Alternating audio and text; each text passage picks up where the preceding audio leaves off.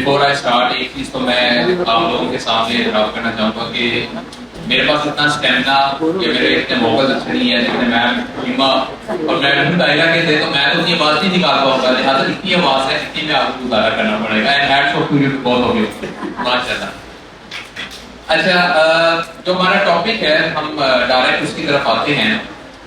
अगर आप इसका टाइटल पे गौर करें, the untold story, the untold Sikh heritage of Pakistan. अच्छा, अगर हम इसका, सर मुझे 2 मिनट चाहिए होंगे, मैं तभी तक बात करना चाह रहा हूँ। जब हम हेरिटेज की बात करते हैं और पाकिस्तान की बात करते हैं तो आमतौर पर ये तस्वर किया जाता है कि पाकिस्तान में जो एज है वो तकरीबन 80 साल बनती है, क्योंकि अगर 1947 से हम ऑनवर्ड चलें तो ऑलमोस्ट हमारी कैलकुलेशन हमें ये बताती है। लेकिन अगर हम हिस्ट्री, हेरिटेज, आर्किटेक्चर उस कॉन्टेक्स्ट में पाकिस्तान की एज को डिफाइन करने की कोशिश करें तो ये स्टोरी इतनी आसान नहीं है। इसको समझने के लिए मैं आपको छोटी सी एक जर्नी को लेके चलता हूँ कि ये पाकिस्तान का खित्ता वो खित्ता है जो आज से हजारों साल पहले भी एग्जिस्ट कर रहा था। यहाँ पर लोग मौजूद थे, उनका एक जिंदगी गुजारने का एक सिलसिला मौजूद था। इसको अगर हम स्टार्ट कर रहे हैं तो जाहिर हम अपने इस धरती पे इस वक्त में मौजूद सिंध की बात करते हैं तो इंडस वैली सिविलाइजेशन से बड़ी क्या हमें मिसाल मिल सकती है कि पूरी दुनिया आज उसको देखती है, उनके टाउन प्लानिंग से मुतासिर होती है, जो उन्होंने उस दौर में जिस तरीके से पूरा एक सिस्टम डेवलप किया हुआ था। आज इस दौर में क्या हमारे पास टेक्नोलॉजी है, हमारे पास इंटरनेट है, AI है, बाकी बहुत सारी सहूलियात मौजूद हैं। इन सब की मौजूदगी में भी शायद हम वो काम नहीं कर सकते जो आज से वो हजारों साल पहले करके जा चुके हैं। वहां से निकलते हैं तो आप पख्तूनख्वा में आते हैं, वहाँ पे हमारे गंदारा सिविलाइजेशन हमें मिलती है। आप कभी मौका मिले तो इस्लामाबाद के साथ ही टेक्सला मौजूद है, वहाँ जाइए, उनके पास को जाके एक्सप्लोर कीजिए। आप सबा जाइए, वहाँ जाके उनकी मोनेस्ट्रीज को एक्सप्लोर कीजिए, तो आप हैरान होंगे कि आर्ट वर्क जो मैडम जिसके बारे में बात कर रही थी 3500 साल पहले, 3000 साल पहले वो सारा काम करके गए हैं कि आज भी दुनिया को देख के हैरान होती है। उससे आगे आ जाए तो अर्ली आपके पास हिंदू शाही पीरियड मिलता है। सोन वैली आप चले जाएं, आप सॉल्ट रेंज में चले जाएं, उनके पहाड़ों पे जाके जो उन्होंने मंदिर बनाए कभी उनको एक्सप्लोर करें तो वो आपको हैरत में मुब्तला करती है। उससे आगे आते अर्ली मुस्लिम पीरियड आ जाता है, उससे आगे आते मुगल टाइम पीरियड आ जाता है, उनके बनाए गए मोनूमेंट्स आज पूरी दुनिया देख रही है। फिर पंजाब में अगर हम जाएं तो वहाँ पे हमें सिख राज मिलता है, फिर अंग्रेज यहाँ पर आ गया। तो हमारे पास मल्टी लेयर्स हैं जिस नाते से हेरिटेज हमारे पास पाकिस्तान में नजर आता है। सो पाकिस्तान के कॉन्टेक्स्ट में स्टोरी 80 साल पुरानी नहीं है, ये हजारों साल पुरानी है। अच्छा, मैं एक आसार कदीमा का तालिब इल्म हूँ, उस नाते से पूरे पाकिस्तान को एक्सप्लोर करता हूँ। और जब मैंने पाकिस्तान को एक्सप्लोर करना शुरू किया तो रिसेंटली सिंध आने का मौका मिला।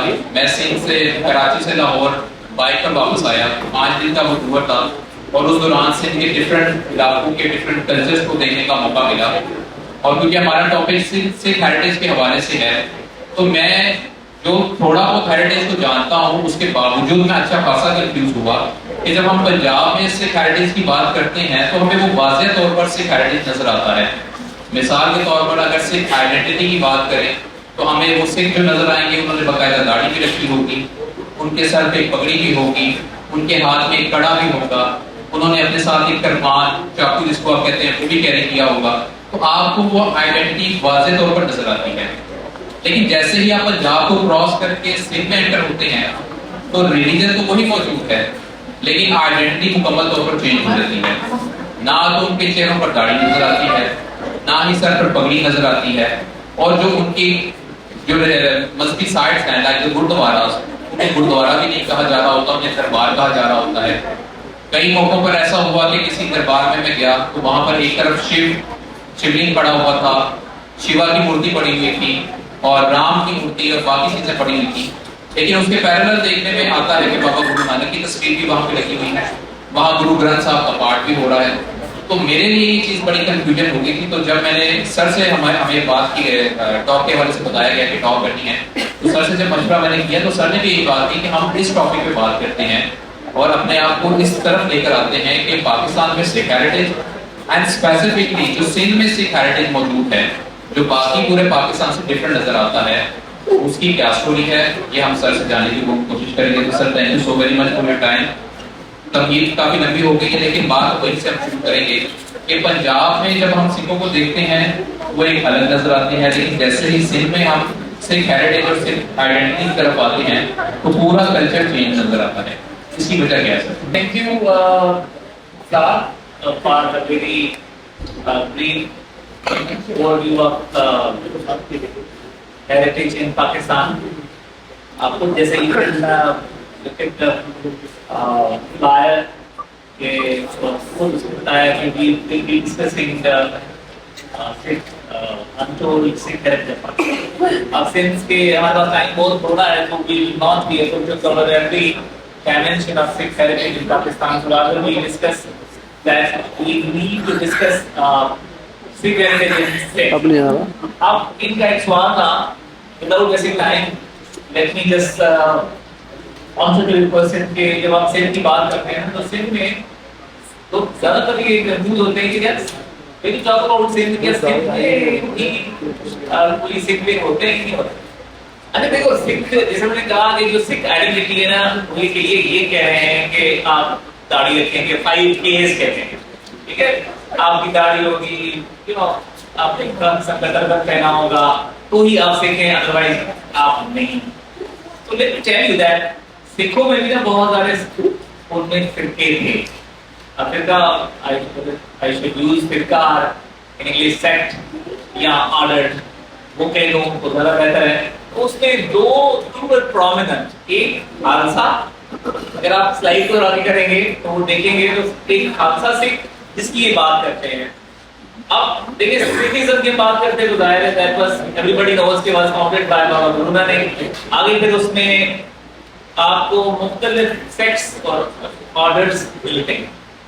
अब गुरु गोविंद सिंह जो थे उसने खालसा की बुनियाद रखी, यानी प्योर कम्युनिटी। अब उससे पहले एक और सेक्ट था जिसे उदासी पंथ कहते हैं। तो आज हम we would be discussing about उदासी पंथ। पहले तो हमें ये समझना चाहिए कि उदासी है क्या। अब उदासी जो पंथ था was founded by बाबा श्री चंद, जो कि बाबा गुरु नानक जी बैठे थे। अब लफ्ज जो उदास है, उदासीन से निकला हुआ संस्कृत, मींस के detach from the worldly affairs. अब ये जो उदासी है ये बेसिकली वर्ड रिनाउंसर्स हैं। अब उनका जो प्रैक्टिसेस हैं they are entirely different from Khalsa sects. ये उनका वर्ल्ड व्यू और इनका बहुत डिफरेंट है। वो दाढ़ी नहीं रखते, रख भी लिए तो कोई नहीं, लेकिन इस तरह से रखते जिस तरह वो खालसा वाले, पगड़ी नहीं पहनते जिस तरह वो पहनते हैं, सिंपल वो कैप, एक रोजरी और एक बैंड होता है वो, और उनका और ड्रेस पैटर्न। अब सिंस के पास फाउंडेड बाय बाबा श्री चंद, तो इनका क्या है कि ये शादी नहीं करते, ठीक है। अब बताइए, हम उस बहस में नहीं जाना चाहते, उससे पहले हुई कि क्या औरतों का मसला है, क्या औरतों का मसला है। तो अब ये ascetic जो ऑर्डर्स हैं, ये सिंस के they were all mystics and they belong to renunciatory orders। जैसे अगर आपने anybody who has read about Nath yogis, उनकी ट्रेडिशन में भी ये है कि वो शादी नहीं करते, गुरु चेले से अपना सिलसिला चलाते हैं। तो इन्होंने जो उदासी से they were influenced by yogic traditions, Hindu yogic traditions.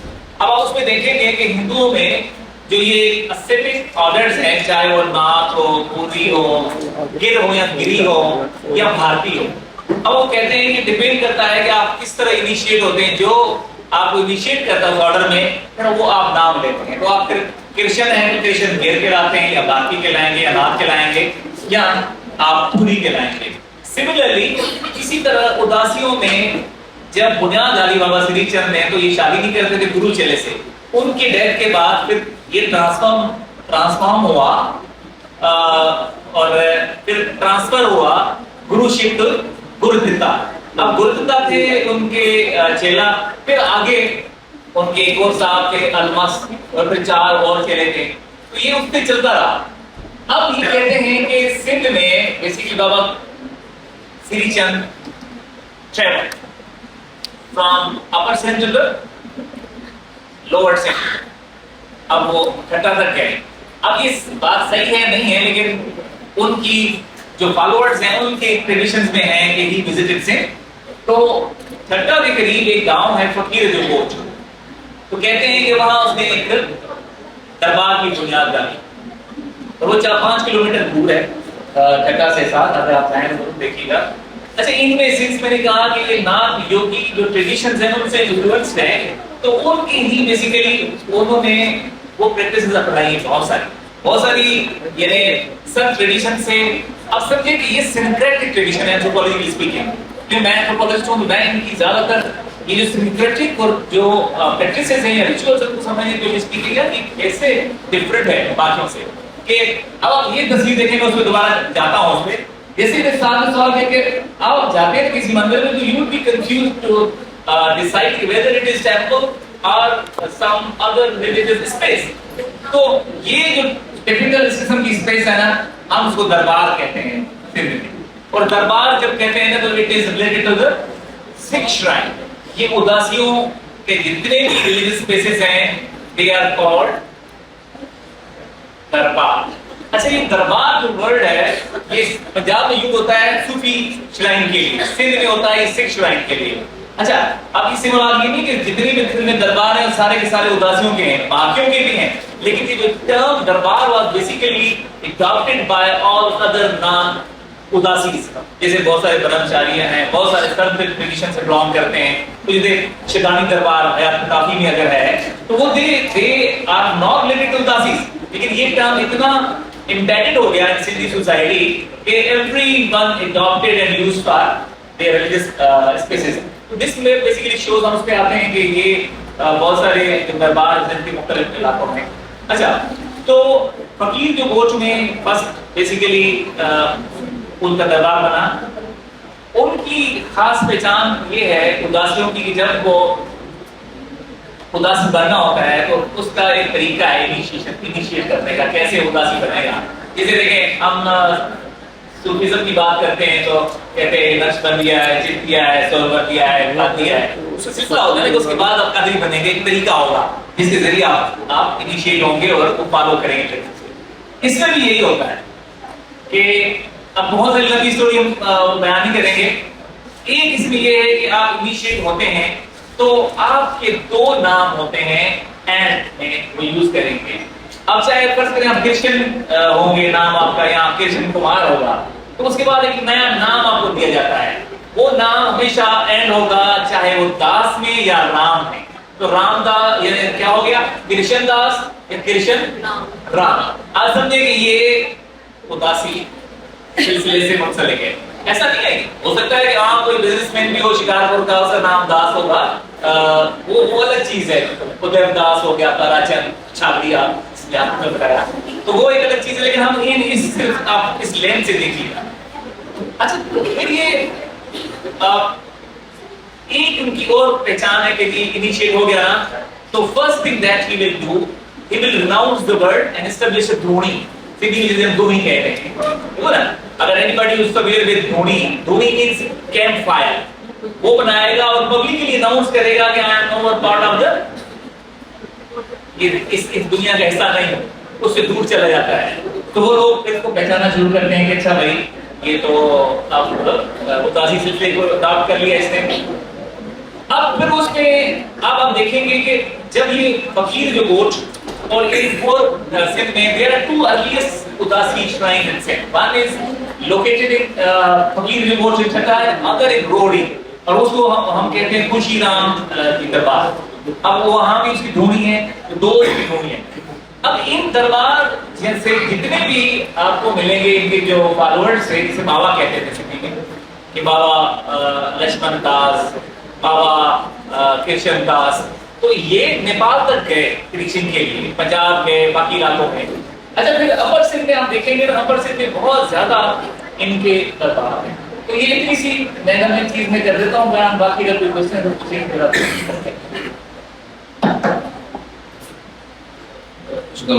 अच्छा डॉक्टर साहब, ये मुझे बताइएगा कि अभी हम सिंध की बात कर रहे हैं और आपने आइडेंटिफाई किया कि सिंध में का किस किस एरिया में ये जो उदासी पंथ के लोग हैं ये स्प्रेड हुए और उसके बाद कहाँ तक इनका सिलसिला गया।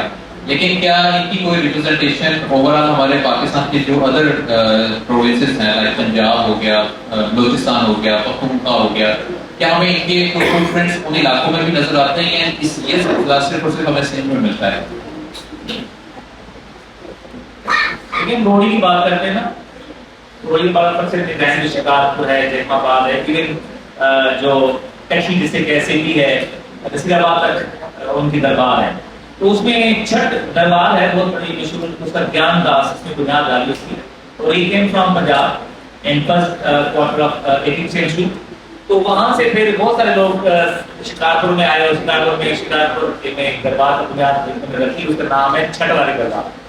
और फिर कुछ जो लोग हैं उससे पहले लहरी सिंधी आया था सिंधी डिस्ट्रिक्ट में, तो वहां एक साहब थे भगवान दास, उसने बुनियाद डाली 16th सेंचुरी में, यानी टीचर के फौरन बाद वो वहां गए।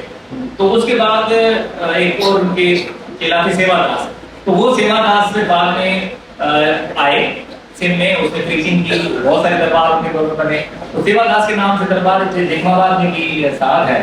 तो ये जो दासी हैं, खास जो दासी जो सेंटर्स हैं, वो ज्यादातर शिकारपुर, जैमाबाद, संतकोट आपको मिलेंगे, और आपको लड़काना में, खैरपुर में, रोड़ी में, सक्कर में, और कंगरा में बेसिकली आपको खालसा सिखों की जो है ना वो सवारी मिलती है, जिसमें संत हरिया सिंह है और संत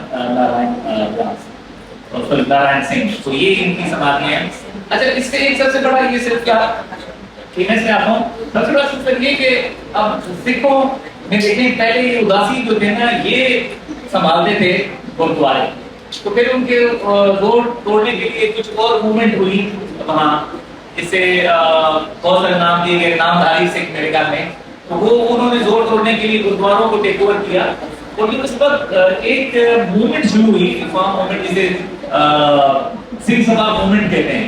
तो उसके बाद सारा जितना भी जोर था ना इनका उदासियों का टूट गया, और ये फिर ज्यादा सिंध में आए, इससे पहले भी थे।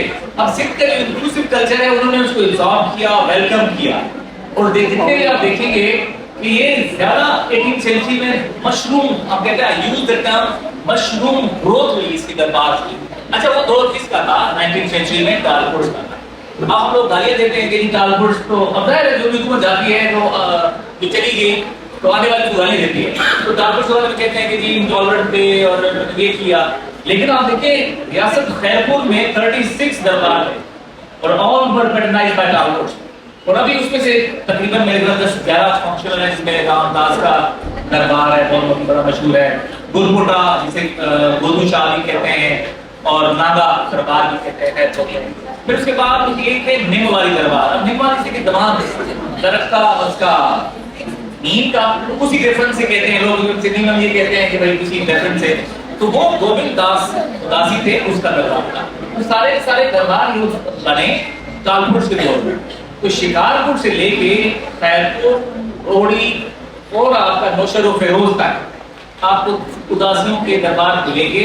अच्छा देखिए, मैं अब इसलिए थोड़ी सी बात कर रहा हूँ कि इस 45 मिनट में, आधे घंटे में हम बहुत सारी चीजें नहीं कर सकते, लेकिन सिर्फ आपको नाम बता रहा हूँ कि कितने they were so deeply entrenched in Sindhi society that you will find Udasi shrine almost in every town and city of Sindh. अब देखिए ना, बगर वो एक छोटा सा एक टाउन है। अब टाउन भी कहना चाहिए कि नहीं कहना चाहिए सर? बगर रोई जो है खैरपुर और सक्कर और खैरपुर जाते हुए रास्ते में आता है। बगर रोई। अच्छा, अब वो साहब वहाँ एक दरबार है, वो देखेंगे 3-4 साल पुराना दरबार है, किसी को पता नहीं वो किसका है दरबार? स्वामी बिरदास। स्वामी बिरदास कहाँ से आ गया? अब आप देखें, फिर एक और बड़ी प्रॉब्लम हुई है कि सिंध में ट्रांसफॉर्मेशन हुई है कुछ ऐसे में। अगर आप देखेंगे कि जितने भी उदासी दरबार दोबारा बनते हैं ना, गवर्नमेंट डोनेट कर रही है, पैसे दे रही है, जो भी है, तो अब उसमें एक इशू हुआ है ना, वो दरबार जो है वो गुरुद्वारा बना। अब इसमें कंफ्यूजन है ना, आप like you can ask questions कि भाई फिर ये नानकपंथी क्या है? इंप्रेशन ये है सिंध में कि जितने भी हिंदू हैं या जो भी लोग हैं ना, they are all Nanakpanthi. This is not the case. बहुत ज्यादा रिलीज डायवर्सिटी सिंध में, दरियापंथी भी है, सेवा पंथी इसमें ही है, प्रेम प्रकाश पंथी इसमें है, कि इतने कमाए हमने तो देखो नहीं, उदासी इसमें है। अब देखिए ना, प्रेम प्रकाश पंथ की हम बात करते हैं तो it was founded by saint Niyo Ram. Niyo Ram को हम वो कहते थे, देखो अगर आपने किसी को कन्वर्ट करना है ना वो through love and light, prem and prakash, तो उसका वो सिलसिला बना प्रेम प्रकाश पंथ। वो एक उनके मंदिर है सिंध में, जगह जगह पे ज्यादा मंदिर इनके अपर सिंध में है, कलकोट में है, एक चकवाल भी शायद है, और एक और जगह पे है। तो ये फिर उदासी ज्यादातर पंजाब से आए, ठीक है, और उसकी बहुत सारी सोशल पॉलिटिकल रीजंस हैं और परसिक्यूशन भी इनकी हुई, तो सिंध में आगे फिर इनको बहुत ज्यादा स्पेस मिला। अच्छा, पंजाब में भी ये जो है ना उदासी सिलसिला है उधर से ही आया, लेकिन अभी कोई फंक्शनल मेरे ख्याल में जहां तक मुझे पता है, आप जहां काम कर रहे हैं कोई ऐसा फंक्शनल नहीं जिस तरह सिंध में अभी तक फंक्शन है। लेकिन दो की मैं बात करूंगा बहुत ज्यादा और दरबार थे दो, एक घुमन शाह का दरबार गालिबन दीपालपुर डिस्ट्रिक्ट में है। तो इन उदासियों में सबसे बड़ी जो कमाल बात ये थी कि मैंने आपको बताया कि ये सिंक्रेटिक, ये आप समझे कि Sufi, Hindu tradition, you know Sikh tradition, और सेकंड आपका लोकल जो कल्चर है ना वो उसको भी अडॉप्ट करते हैं। लोकल कल्चर से वहां लेके अगर हीर रांझा की कहानियां लोग सुनते हैं तो सस्ती सोनी महिवाल की, तो आप कहेंगे सोनी महिवाल है nothing to do with the practice of उदासीपन है, क्यों नहीं है, उसमें रह रहे हैं, वही पेंटर वो बनाएगा। लेकिन मोहम्मद शाह सबसे अच्छी बात ये है, और बल्कि सिंध में भी यही उदासी दरबार का, कि आप देखेंगे चले गुरुज की तस्वीरें भी आ गई, हिंदू लेडीज की भी आ गई, लेकिन वो कैसे आ गई, सोनी महिवाल की तस्वीर बनी होगी। तो मोहम्मद शाह जो अरेलिया दीपालपुर डिस्ट्रिक्ट में है, you will find interesting murals जिसमें सोनी महिवाल है, लैला मजनू की तस्वीर बनी, लैला मजनू की, देखिए वो तो नॉन लोकल है स्टोरी उसमें। और इसी तरह एनीबॉडी यूज फ्रॉम हलानी से, तो हलानी में आप देखेंगे हलानी का दरबार जो है वो बहुत बड़ा पुराना मशहूर दरबार है, उसमें भी आप देखेंगे कि एक तस्वीर जैसे ही आप दरवाजे दाखिल हो ना तो बिल्कुल लेफ्ट साइड पे अगर आप जाएं अभी भी तो एक खातून बैठी हुई है, उसमें गुरुमुखी के ऊपर लिखा हुआ है लैला, और मजनू बैठा हुआ है उसको पढ़ा रहा है, साथ तोता बैठा हुआ है। अब ये सिंपल है, parrot is love, symbol of love. अब यही चीजें आपको बाकी खालसा श्राइन में जो गुरुद्वारा है, अब आप देखें करमपुर में है, कश्मीर में है गुरुद्वारे, लड़की में है, भुटकी में है, हैदराबाद यहाँ पता है, खाना भूला खान में आपको मिलेगा। अभी सरी जो टाउन छोटा सा है जहाँ लोगों में, तो वहाँ पहले वो दरबार का उदासी का उन्होंने गुरुद्वारा बना दिया। तो ये जो ट्रेडिशन है ना साहब, ये हमारे सिंध में ये इसलिए भी कह रहे कि मैं खुद सिंधी हूँ, लेकिन इंक्लूसिविटी ज्यादा है कि आप लोगों को यानी आप अडॉप्ट करते हैं और आप वेलकम करते हैं। तो प्रॉब्लम्स बेशक रहते सन कालिया सिंह का था 2012 में मैंने फोटो देखी। अच्छा, अब ये इससे पहले बात हो रही थी खवातीन की, मैं आपको ना इस इंक्लूसिव में से बात एक आपको बताना चाहता हूँ कि जिस तरह जो एस्थेटिसिज्म या मिस्टिसिज्म है ना, उसमें जो सूफीज थे वो इतने ज्यादा इंक्लूसिव थे कि जैसे बस करें कुछ खवातीन तो घर से निकाल दी किसी ने, ठीक है, तो वो कोई ओन नहीं करता था उसको, वो सूफी अपने लॉज में वेलकम करते थे। छोटी सी मिसाल देता हूँ, बहुत अच्छी मिसाल है, मैंने बहुत लिखा है इसका, आप you can Google my name and you can buy my books, बहुत ज्यादा लिखा है इसमें मैंने। एक मिसाल आपको I just wanted to give just one example. एक राज सिंह सुमरानी का दरबार है हिंदू शहर बदीन, तो उसके दरबार के साथ एक मजार और है मैडम, आप देखिएगा, वो देखिएगा, वो है नूरी का। नूरी वो नहीं है यहाँ प्रवासी वाले, नूरी शिकारी। शिकारी एक ट्राइब है हिंदुओं में, आप उनके साथ बैठते नहीं है लोग, वो खुद हिंदू, क्योंकि वो जाहिर है कि जो उनका काम शिकार करना और वो सारी चीजें खाते हैं, बैठना पसंद नहीं करते। जो अपनी कम्युनिटी को लोग बैठना पसंद नहीं करते, उनको उसने उस राज सिंह सुमरानी ने वेलकम केवल सोलवर्दी सेंट। तो जब वो खातून गुजर गई तो उसने कहा कि इसको जो दफना, अभी भी जब कोई फॉलोअर जाते हैं सबसे पहले उसको सलाम करते हैं उस नूरी को। अब ये थोड़ा हम उसमें ज्यादा, लेकिन मैं सिर्फ उसको ताकि रिलेट कर सकूं। इस्लाम सबसे पहले उस दूरी को करते हैं और उसके बाद फिर राज से सुधारने को जाते हैं। तो सिंध में भी यही है कि चाहे वो नानक पंथी हो, दरिया पंथी हो या किसी और सिलसिले से हो, इन उदासियों के साथ उनका इंटरेक्शन होता रहा और उदासियों के साथ उठते बैठे हैं। ये भी ज़हन में आप रखें कि सिर्फ नानक पंथी उदासी पंथ नहीं है। नानक पंथी बेसिकली ब्लैंड है of Hindu and Sikh practices, ठीक है, और उदासी भी इसका पार्ट है, लेकिन उदासी फिर वो लैप करता है। अब आप देखेंगे इंटरचेंजेबली लोग यूज करते हैं, लेकिन फर्क है दोनों में। लोग सारे सिंध में कहते हैं उदासी पंथ है, ऐसा नहीं है। दरबार में जाए लिखा हुआ यार मुझे बंदा उससे पूछो, वहाँ शायद एक बिची में एक दरबार है गुरु नानक का, वो पहले से उदासी दरबार था, लेकिन बाद में वो उनके साथ लेट किया, गुरुद्वारा बन गया है। पूरे दरबार में you will not find any उदासी or खास shrine, but will you find all folk deities, भोगो Chauhan, पीर बिथोरो, देखिए वो नाम है राम जागो, अभी किसी के राम जागो समारोह में उसका मतलब है, लेकिन हिंदू भी इसको पूछते हैं, और बहुत सारे और हिंदू डेटीज हैं। तो ये मेरे ख्याल में एक छोटी सी कहानी है सिंध के रिलीजियस डाइवर्सिटी की। तो इसमें हम फिर उदासियों को हम कहते हैं कि हम नहीं कहते, जितनी आप किताबें पढ़ेंगे ना, अच्छी किताब है एक, अगर आप anybody wanted to read more on Udasi Panth, तो वो हरदीप ओबराय की किताब है रिलीजियस बाउंड्रीज। तो वो उसमें लिखा है डिस्कस इट clearly कि there are several sects and subsects within Sikhism, इसमें दो, एक खालसा है और उसके बाद उदासी है। आगे उदासियों में फिर 8 और सब ऑर्डर्स हैं, जिसमें अलमस्त है, बालूहसने हैं, गोइंदे हैं, ये सारे सबसेक्ट्स हैं। तो now I think let's open floor for questions। Doctor साहब आपकी बात को मैं सेकंड करूंगा, बल्कि मैं लाहौर से आपको एक मिसाल देता हूँ, जो कि आपने सूफीज़्म की बात की है। हमारे लाहौर में एक बड़े मशहूर सूफी है मियां मीर। जब हम उनको पढ़ते हैं और उनकी स्टोरी को कवर करते हैं, तो उनकी बड़ी ग्रेट एफिलिएशन थी 5वें गुरु जो है वो 5 गुरु के नाम पर गुरु अर्जन देव के साथ।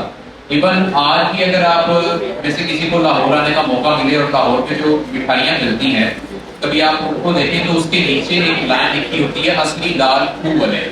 आप श्योर आपको स्टोरी सारी पता होगी कि किस तरीके से मुगल बादशाह जहांगीर ने 5वें गुरु को जब वो पॉपुलर हुए, उन्हें कैद किया। अंदरून अगर लाहौर जाए, वहाँ का मोची गेट है उसमें जाए, वहाँ पर वो लाल कुआं है, बेसिकली वो एक कुआं जिसे हम कुआं कहते हैं, वहाँ पर उनको कैद किया गया था, उन्हें टॉर्चर किया जाता था।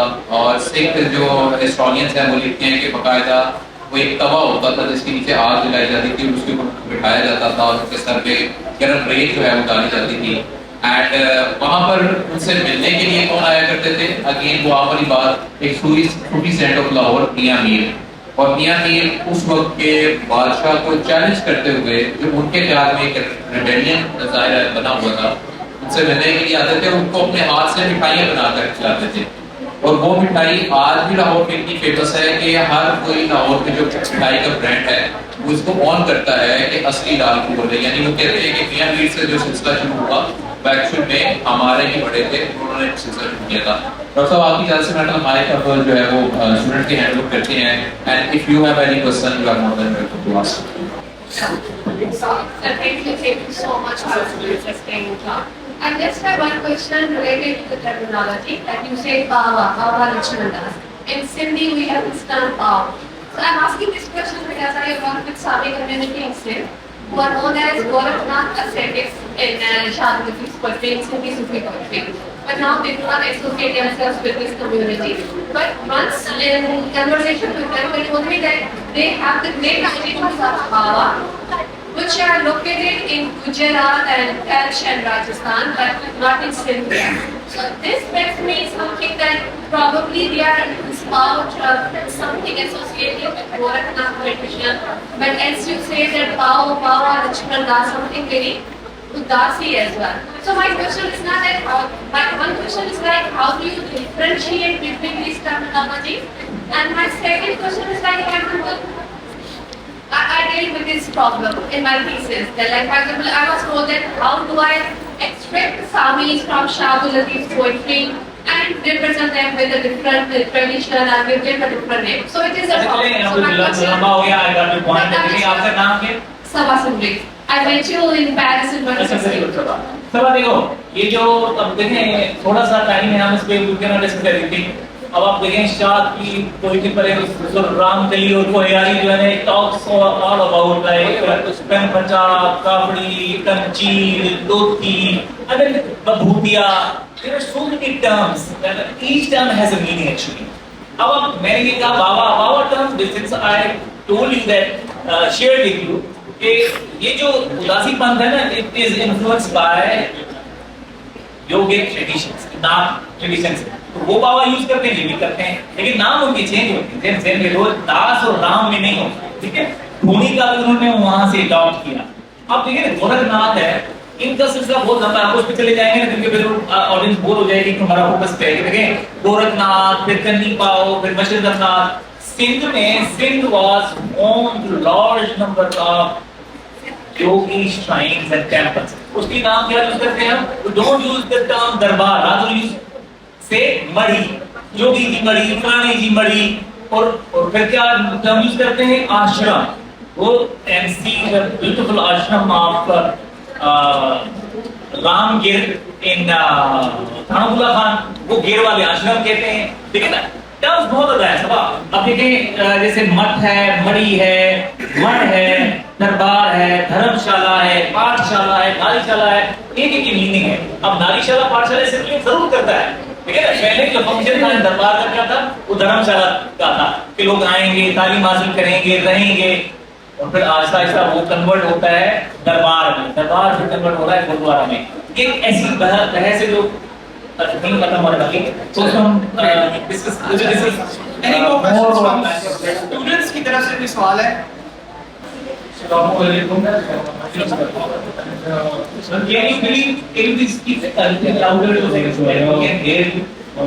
सर मेरा ये सवाल था कि हमारे हिसाब से वैस्ट मेजॉरिटी को सिक्स के बारे में कौन सी मिसकंसेप्शन है, वैस्ट मेजॉरिटी को पता नहीं। या जैसे आपने भी बताया कि उनके डिफरेंट टाइप्स ऑफ इनके होते हैं, कोई भी टॉपिक मानते हैं, कोई भी नहीं मानते हैं। वैसे कौन से और मिसकंसेप्शन है जो हम सोचते हैं कि किसकी नहीं पता? मिसकंसेप्शन तो सबसे ज्यादा ये है बच्चे एक सेकंड अब अमर का भी सवाल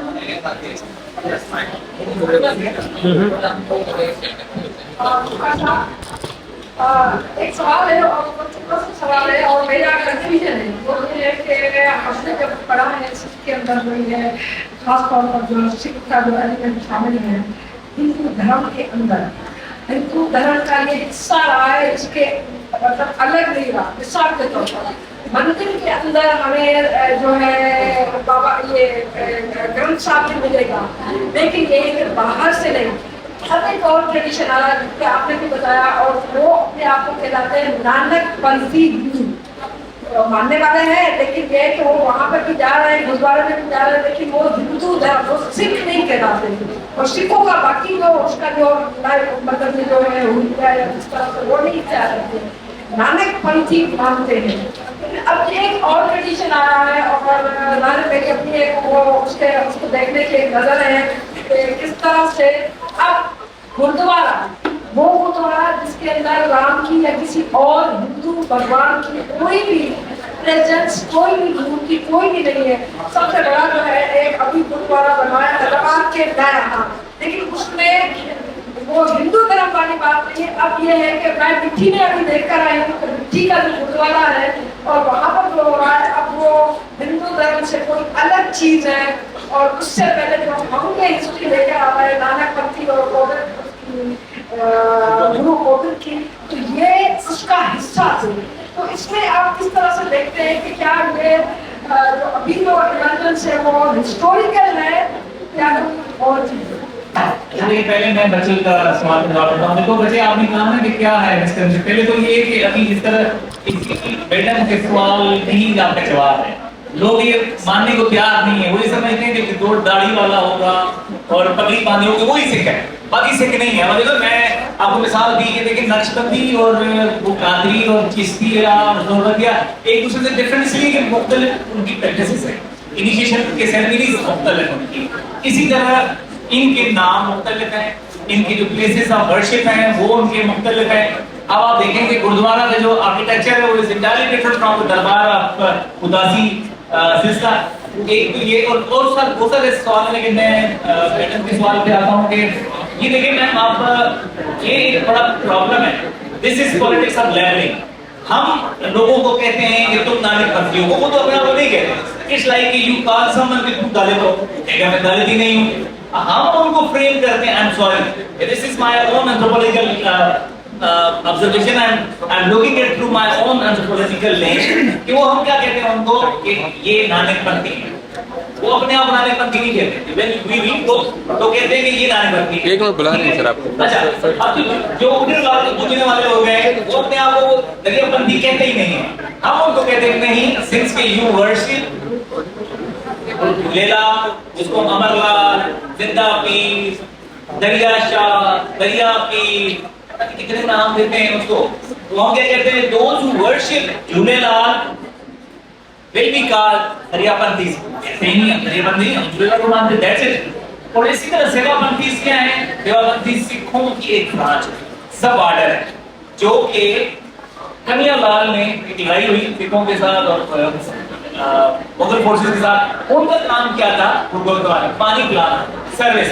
उससे जो ड्राइव हो सकते बहुत ज्यादा हमें नजर नहीं आती, उसको सेवापंथी कहते हैं। सबसे बड़ा मजार जो दरबार है वो खटवाली धर्मशाला है, एक शिकारपुर। उनका 3 काम है, सर्विस, सेवा, ठीक है, चैरिटी, दान, हीलिंग, 3 काम करते हैं वो। लेकिन उनमें से लोग उनको सिर्फ मानते ही नहीं है। आप उधर जाए वो सेवापंथी से, तो ये ट्रांसफॉर्मेशन अभी की नहीं है, ये बहुत अरसे से चल रही है। हम जब गुरुद्वारा बनाते हैं, मैंने आपको बताया, आपने मेरी बात शायद टेक्निक की होगी कि जब जो उदासी दरबार जब उसको दोबारा बनाते हैं ना, उसको चेंज करके architecture then we call it कि अब नाउ इट इज गुरुद्वारा। ये बहुत बड़ी प्रॉब्लम है। अब आप एक मिसाल सरी की मैंने दी, सरी में उदासी दरबार था, बाद में जब उन्होंने बनाया तो वो गुरुद्वारा बन गया, ठीक है। तो ये हर जगह सिलसिला है। लेकिन हम नाम देखें ना, अब इवन तो पंजाब में भी वो सिख नहीं मिलेंगे अगर हम उसको जाएंगे इधर। वो बात कल हमने डिस्कस की थी कि हम ये डिस्कस नहीं कर रहे हैं कन्वर्जन वाली, इस पर तो फिर बहुत कन्वर्जन होगी, सिख में बहुत हो रही है। अब लास्ट पिक्चर पे जाएंगे, अब एक मिनट में आपको दिखा दो, ये देखें, ये सिख है, लेकिन आप खुद देख के बता सकती हैं कि किस कम्युनिटी से कन्वर्ट हुआ है। नहीं एंड शुक्रिया वाले जी, थैंक यू। आप जिस पिक्चर नहीं क्लाइंट पे जाएं, लास्ट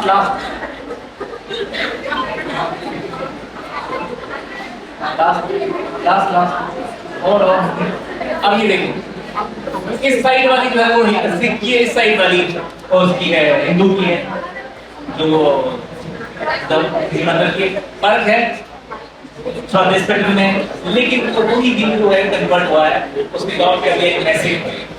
अब इस पे वी विल कंटिन्यू मोर और ठीक है, थैंक यू वेरी मच।